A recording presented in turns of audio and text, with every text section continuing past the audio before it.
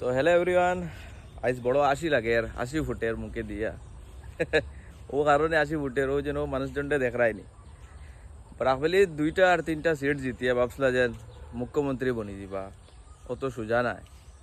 আর কি পরিমাণ মানুষরে উল্লু বানাইয়া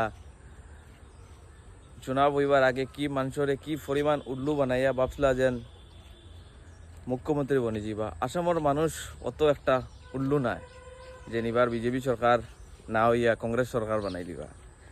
ওখানে কইতে চাইমু বাপে 15 বছর রাজ করিয়া গেছলা, কিতা করছেন কিতা না আসামবাসীয়ে দেখছে। আর এখন আইসেন ফুয়া, আর ফুয়াই কিতা করছিলা কংগ্রেস সরকার বানাই লিবা। তো আসামবাসী অত বুড়বক না, আসামবাসীয়ে দেখরা কোন জায়গাত কিতা হইতো কিতা না। তো হয়তো এই মাতে আমার বাদ পাইতে পারো, কিন্তু এইগুলো বাস্তবিক মাত।